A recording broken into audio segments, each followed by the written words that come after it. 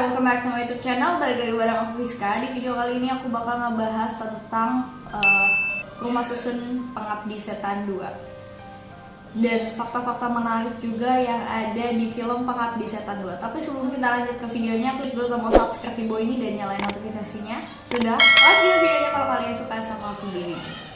Langsung aja kita ke videonya. Jadi akhir-akhir ini banyak banget orang-orang yang datang ke gedung atau rusun ya lebih tepatnya di daerah Kalimalang.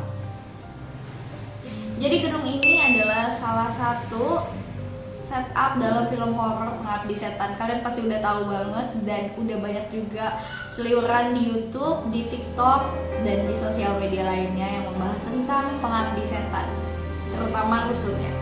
Tapi buat kalian yang belum nonton Pengabdi Setan dan nggak pengen spoiler sama film Pengabdi Setan atau yang mau nonton gitu ya, jangan nonton video ini karena video ini udah pasti banyak banget spoiler tentang Pengabdi Setan. Jadi rusun ini berlokasi di daerah Kalimalang, gue nggak akan bisa sebutin tempatnya di mana, pokoknya daerah Kalimalang aja gitu ya. Dan rusun ini ada 15 lantai. Tapi yang gue hitung kemarin ada 14 lantai, dan setelah video ini di part 2-nya nanti gue akan penelusuran ke rumah susun di Kalimalang ini.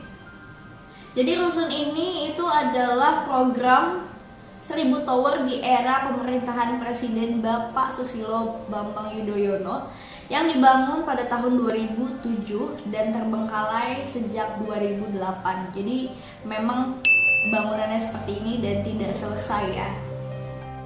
Di rusun ini tuh ada satu lantai yang tidak boleh dimasuki oleh siapapun, kata Joko Anwar, dan itu memang serem banget di lantai itu. Katanya banyak mistis yang intinya tuh setan-setan ya yang lebih mengerikan di lantai tersebut gitu ya. Nanti kita bahas ya di video ini. Jadi ada beberapa lantai yang jadi set lokasi ya. Gue lihat di filmnya itu ada lantai 8. Sorry, ada motor.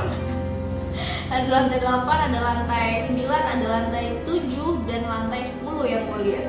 Kalau gue nggak salah lihat, pokoknya ada sekitaran lantai yang gue sebutin tadi. Kalau kalian lihat ada lantai lain dari film tersebut, kalian bisa komen di bawah. Gue rada lupa soalnya.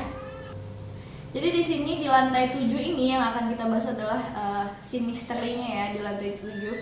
Jadi waktu itu Ratu Felicia ya, kalian kalau udah pernah nonton filmnya pasti tahu Ratu Felicia juga memainkan di film ini. Ini jadi creepy banget gara-gara anak ketawa-ketawa di luar. Di dalam podcast yang gue tonton ini, podcastnya Ernest, nah dia ini menceritakan bahwa rusun ini tuh ada lantai 7 yang katanya tuh sangat menjadi tanda tanya besar ya buat kita-kita yang penasaran gitu, kenapa sih ada lantai 7 ini gitu, ada apakah gitu ya. Karena penasaran banget, gue akhirnya di video, selain video ini ya, setelah video ini yang pasti gue akan kasih tahu kenapa ada sesuatunya. Sebelumnya Joko Anwar menyebut di salah satu lantainya ada yang tidak boleh dimasuki oleh siapapun, termasuk para kru film Pengabdi Setan 2.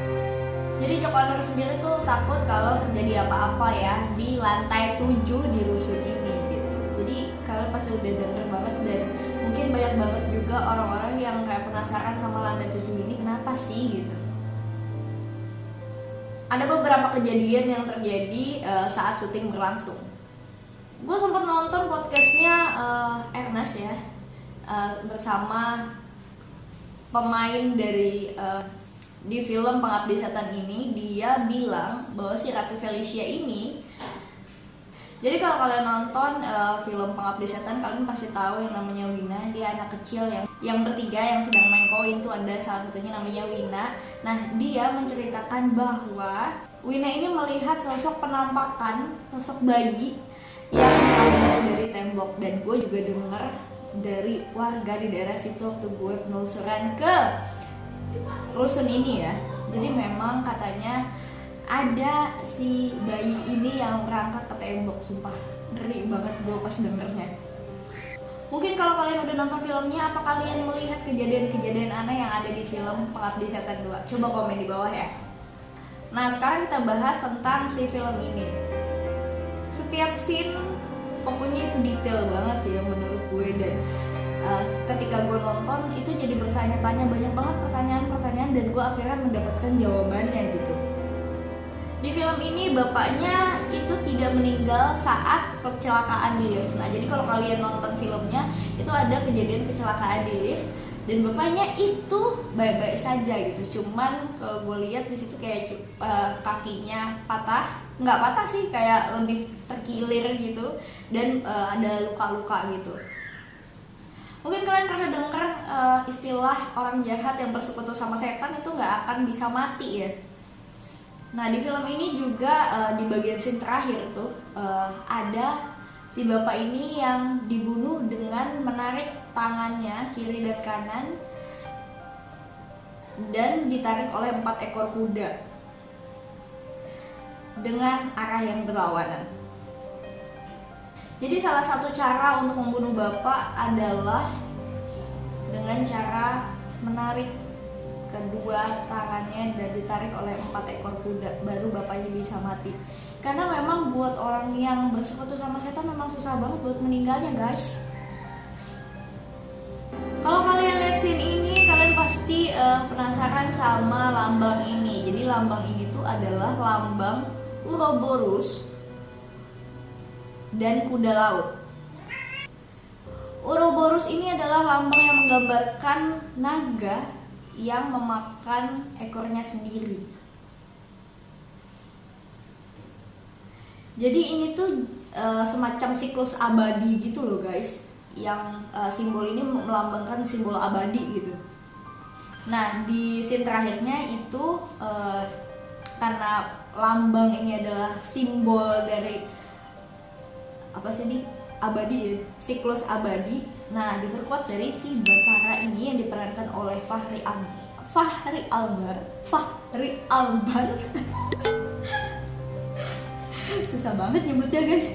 Albar dan Darmina yang tidak menua dari tahun 1955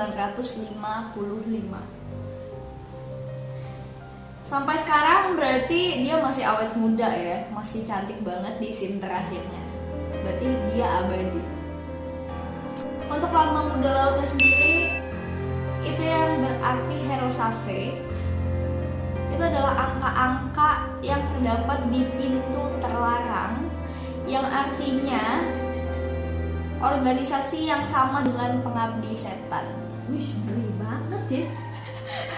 Ngeri banget ternyata. Gue kira waktu nonton film ini tuh kayak oh ya udah gitu. Ternyata banyak banget hal-hal yang dicari tahu tuh menyenangkan gitu, kayak makin penasaran gitu setelah gue mencari tahu ya. Enggak sih, enggak, gue juga yang nyari tahu, editor gue yang nyari tahu. Enggak, bercanda. Nah gue juga penasaran sama Bathara dan Darmina. Ini nih yang keren banget. Jadi waktu Bapak Budiman ini menerima berkas, kan kalian lihat sendiri di filmnya ini, waktu dia menerima berkas itu ada ramalan kiamat Pulau Jawa.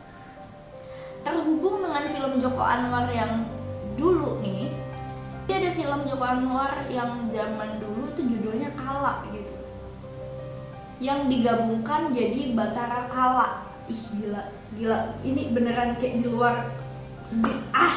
di luar pemikiran gue gitu tentang film ini. Menurut pewayangan Jawa, Bathara Kala dan istrinya selalu membuat onar di bumi, dan mereka berdua tidak mengenal norma-norma perkawinan yang terhubung dengan organisasi dalam film ini.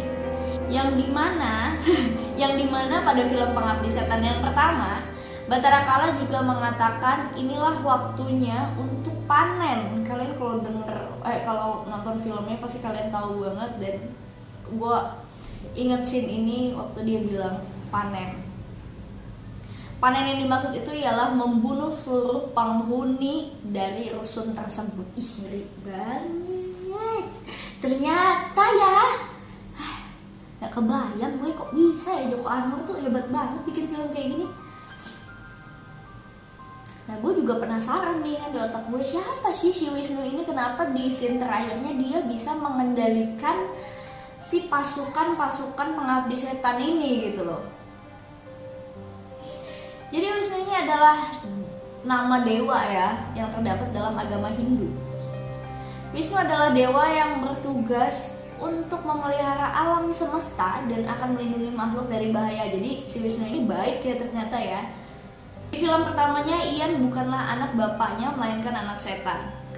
Itulah mengapa hantu nenek, kalau kalian ingat di Pengabdi Setan 1, ini hantu nenek ini berusaha untuk membunuh si Ian. Jadi si bapak ini pas ketemu si Ian lagi, itu pengen banget mukulin si sosok Ian ini karena saking marahnya. Dan si bapak ini kan kunci dari utamanya adalah dia tahu gitu loh Ian ini siapa sebenarnya. Jadi untuk si Wisnu ini adalah pemimpin dari sosok yang baik dan si Ian adalah pemimpin sosok yang jahat.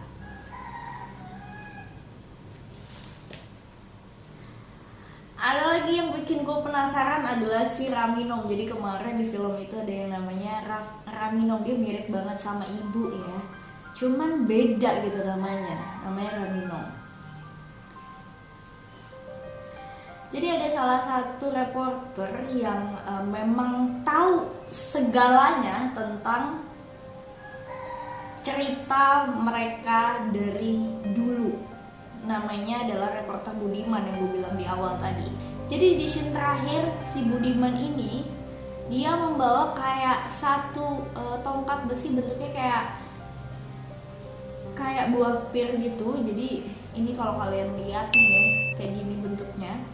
Nah ini namanya of anguish kalau nggak salah ya. Benda tersebut kenapa jadi si Raminong ini takut dengan benda tersebut. Jadi benda tersebut itu adalah salah satu alat penyiksaan di zaman dulu ya. Jadi ketika dibuka dia akan merasakan kesakitan gitu, dan itu alat itu dimasukkan ke dalam kemaluan perempuan. Maaf Besti, boleh disensor itu nanti.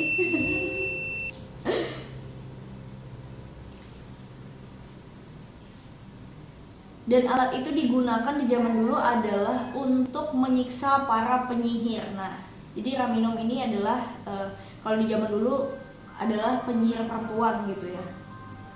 Raminong ini ternyata dia mencari inang baru ya. Jadi memang si Rini ini waktu itu ada bagian scene-nya yang dia dikasih makanan sedikit dimasukin ke mulutnya, dan dia mulai membuat berhalusinasi ya, lebih tepatnya dia berhalusinasi bahwa dia sukses dan kalau dia ikut si pengabdi jadi pengabdi setan ini juga gitu. Dan dia dikasih di halusinasi itu, kalau kalian lihat filmnya, dia benar-benar sukses banget di bidang yang apa yang dia inginkan gitu.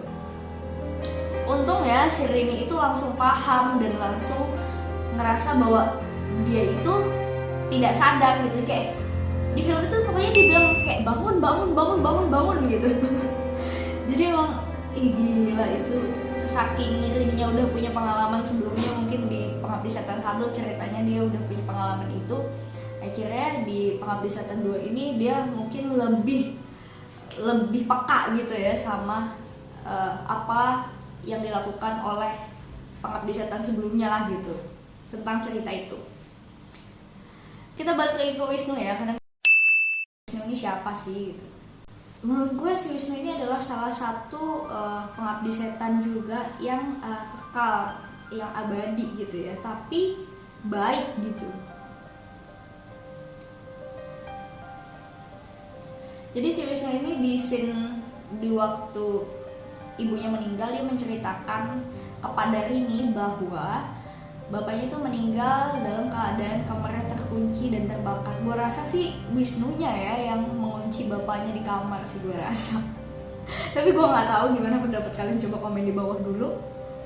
Itu dijelaskan ketika ada scene di mana waktu Wisnu buang sampah, jadi ada sosok suara laki-laki yang bilang sama Wisnunya, ini spoiler banget ya, bilang sama Wisnunya bahwa tolong panas Wisnu, tolong panas gitu-gitu kan. Nah itu dicurigai adalah sosok bapaknya Wisnu. Kalau dipikir-pikir masuk akal sih ya. Jadi ada adegan di mana sih, aduh ada ibu lewat, ada ibu lewat guys, ngeri banget. Kedengeran nggak? Ada bunyi lonceng dari luar, nggak tahu dari mana itu, jualan apa juga nggak tahu. Kenapa gitu? Pas banget. Jadi ada dari sekian banyak scene, ada satu lagi yang bikin gue menarik banget adalah scene dimana si Bondi dan teman-temannya ini lari ke lantai paling atas dan mencari tangga untuk menaiki lantai paling atas, dan mereka berpikir bahwa kalau tangganya tidak ada di luar, berarti ada tangganya dari salah satu bagian kamar di rusun itu dong. Waktu pas di lantai atas ya. Karena mereka udah bener-bener nggak tahu lagi nemuin tangganya di mana, dan akhirnya mereka masuk satu-satu dan mencari tangga tersebut. Rini ini juga datang untuk mencari Bondi, dan si Tony juga mencari Bondi ya. Jadi karena mereka nggak mau kepisah nih, karena mereka si Rini ini pengen keluar dari rusun itu sama si Bondi juga karena adiknya kan. Nah pas di adegan terakhir si Rini ini dipukul dari belakang. Itu nggak tahu sama sekali yang mukul siapa, tapi abis itu tiba-tiba pingsan ya. Balik lagi ke scene dimana yang Rini dicekokin makanan sedikit itu sama Ian dan berhalusinasi itu. Akhirnya si Rini ini sadar guys, pelan-pelan dia melihat si Ian ini sedang kayak memandu kayak penyanyi, terus ada ininya nih dirijennya di depan gitu. Jadi dia memandu para pengabdi setan ini kayak pakai bacaan-bacaan aneh gitu yang gue lihat di film itu. Dan Rini ini mencoba kayak bangun, terus ketiduran lagi, bangun kayak mencoba sadar tapi nggak bisa sadar karena kepalanya habis dipukul kan. Dan endingnya si Budiman ini datang dengan membawa si alat tadi, dan jadi ada sosok Raminov ini waktu si Budiman datang, dan itu posisinya si Raminov ini benar-benar pengen kayak membunuh si Budiman ini, tapi karena si Budiman bawa alat itu akhirnya si Raminov ini takut banget gitu. Tapi yang gue pikirin adalah kok bisa ya si Budiman ini bisa tahu gitu langsung ke tempat yang mereka datangi di lantai terakhir itu. Gue mikir kayak sebenarnya si Wisnu itu sih yang ngasih tahu ada apakah Wisnu sama Budiman ini sebenarnya. Sumpah gue penasaran banget, kita mungkin bakal nonton lagi di lanjutannya di Pengabdi Setan 3 ya. Nah waktu bagian Ian itu sedang memandu lagu nggak ada, memandu si pengabdi setan ini buat baca-baca doa-doa persembahan gitu, ritual lah intinya. Nah Wisnu ini posisinya menggantikan si Ian karena si Bapak Budiman ini sedang melawan si Ibu Ramino. Nah itu Wisnu lari tuh buat menggantikan si Ian ini menjadi kayak mengendalikan si pengabdi setan, si orang-orang yang sedang ritual ini gitu. Jadi kayak dia salah satu orang yang bisa menghentikan si sekte ini gitu. Ih gila sih, gila, nggak kebayang gue. Di foto yang terakhir ini juga, ini tuh semuanya di terakhir ya, karena spoiler banget parah. Di ending filmnya tuh ada foto Belanda yang di zoomnya lama banget, dan gue baru sadar bahwa itu di sana ada foto siapa, Batara dan Darmina. Kalau kalian lihat itu mirip banget sama mereka. Dan kalau kalian lihat lagi ada foto anak kecil, itu kayaknya mirip banget sama Wisnu ya. Coba bener nggak? Coba komen di bawah guys. Jadi menurut perkiraan gue si Wisnu ini adalah salah satu manusia abadi juga di era tahun 1955. Itu masih perkiraan gue ya. Gimana pendapat kalian? Coba komen di bawah. Nah itu aja sih menurut gue, ini sangat-sangat spoiler ya. Jadi yang udah terlanjur nonton ya gimana ya? Ya gimana gitu. Kalian yang nonton ya kan. Jadi ya itu adalah salah satu adegan-adegan yang ada di film Pengabdi Setan. Itu sih yang setelah gue cari tahu tentang fakta-fakta yang ada di film ini. Buat kalian yang suka sama film ini, buat kalian yang suka sama video ini, coba kasih like dulu dan komen di bawah sebanyak-banyaknya. Itu aja video kali ini. Semoga membantu semoga menjawab pertanyaan-pertanyaan kalian yang mungkin berpikir sama kayak gue ya. So, makasih banyak and I'll see you on my next video. Bye!